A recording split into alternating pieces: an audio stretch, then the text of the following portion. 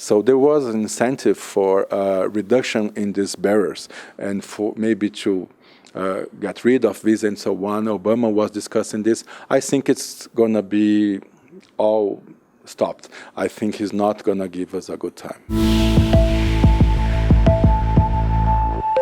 I'll talk now to Leonardo Barém Leite, his partner at Almeida Advogados. We will talk about Trump's victory for the U.S. presidency and what is the expected impact for the Brazilian economy.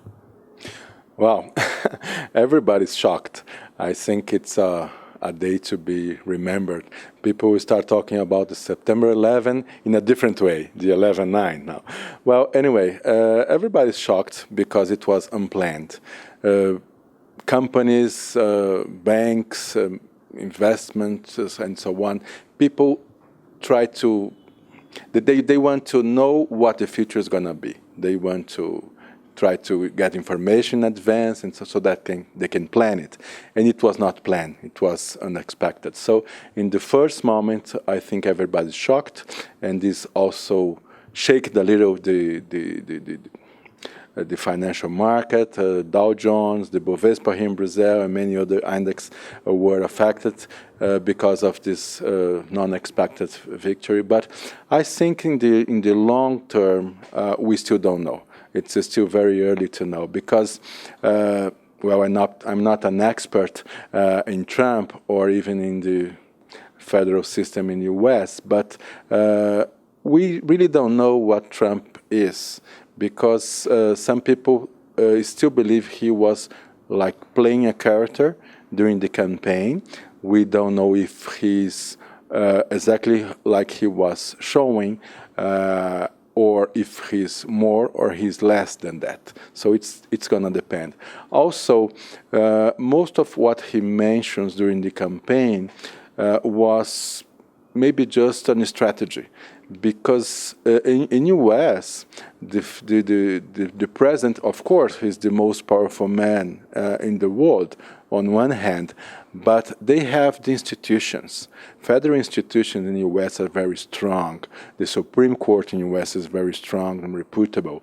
The U.S. Congress is very famous for very deep discussions, and they really know that most of their discussing now changes the world in some cases. So we still don't know what Trump is really going to try to do, and also we still don't know what he's going to be successful, because maybe the Congress is going to help him or not.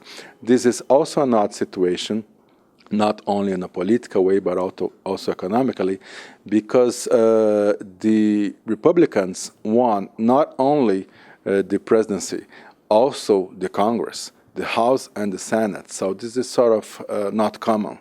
But this doesn't mean that the Congress is going to help Trump in everything they want to do. Most of the things he mentioned during the campaigns can be even ruled like insane things. We still don't know what he's really going to do. For example, he wants more jobs.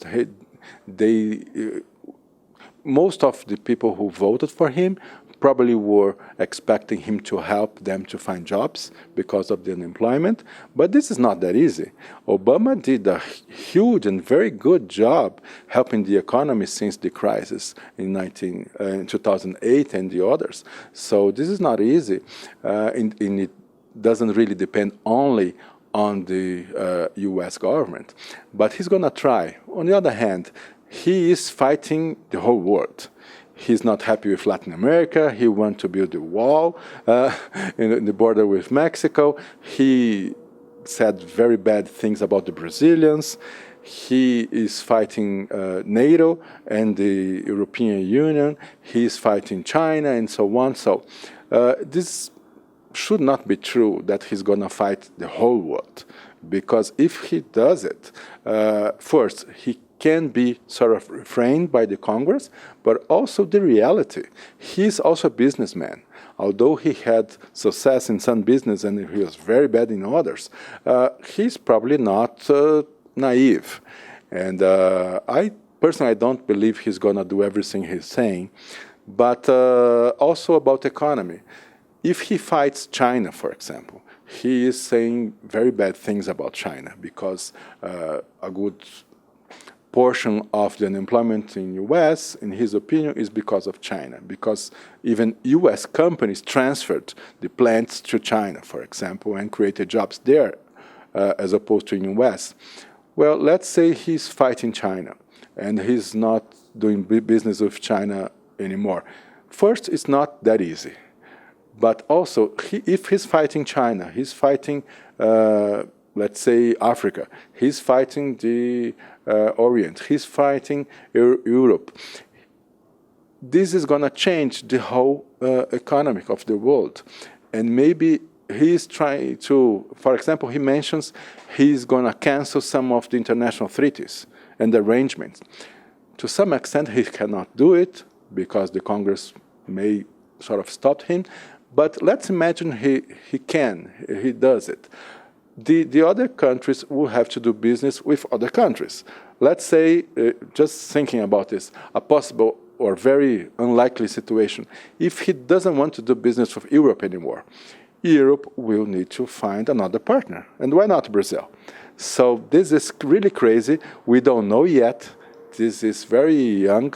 It's very early to say anything, but I think we may have a very hard time with Trump. If he does half of what he's saying, it's going to be very hard for everybody. But I don't know if it's going just to be bad. There may be good things coming out of this because the whole world will probably have to be rearranged. Other arrangements and treaties will have to be negotiated. And maybe this is good to Brazil. We don't know. It's yet to be proven, but let's wait. I don't know. Maybe it's a shock now, but over over time, it's going to be clear. For example, we don't know exactly how long he's going to be there. Basically 4 years. It could be less. It could be doubled if he's reelected. So we don't know for how long he's going to be there, but it's going to be probably for a couple of years. So we have to give time for him. Also, he was very, very hard against Hillary in the campaign. We don't know if it was going to play character. It was just because he was really hating her. But we still have to know what he's going to do. Right after the result of the election, he already gave some speech in a different way. He was already trying to talk to the whole population. He wanted people to think he's going to govern for everybody. He wants to sort of negotiate things. So it is still very early. We don't know. But it's a shock for the whole community. It's really a shock. Leonardo, what about the situation of Brazilian people living there? Well, to some extent, it's the same expectation for everybody else who live in the U.S., but there may be a difference if we're talking about people who are there in a legal way or in an illegal way. For people who are in a legal way, I think they may just flow with the economy. If Trump manages to help the U.S. economy, it's going to be good for everyone who lives there and for Brazilian people too. But on the other hand, if we're talking about illegal immigrants, not only Brazilian but all others, they are probably going to face a hard time because this was very important in his campaign, and a good portion of U.S. population don't like these immigrants. They don't like people who just go there to take their jobs or so. So this is really possible that he's going to give these people a hard time. So people who are in an illegal way, I think they will have to wait a little bit and see what he managed to do. They may be forced to return or to go to other countries. But I also think it's going to depend on how fast he's able to implement these changes. Because I wouldn't say that Obama or Bush or even Reagan or the President Clinton were really favored to illegal things. So they were giving hard time or better time for illegal people, but it was not really incentivized. So I don't know how far he's going to go, but it's going to be hard. There were some agreements among Brazil and United States regarding the visa. What can change? Well, this may be difficult because Brazil is very important for U.S. in terms of tourism. We send too many Brazilians every year. For example, if you talk about Orlando or the Magic Kingdom or Disney, a good portion of the clients, let's say, come from Brazil. So there was an incentive for reduction in these barriers and for maybe to get rid of visa and so on. Obama was discussing this. I think it's going to be all stopped. I think he's not going to give us a good time. Leonardo Barém Leite, thank you so much for joining us again here in Dukascopy TV. My pleasure, Luciane. Luciane Miranda to Dukascopy TV.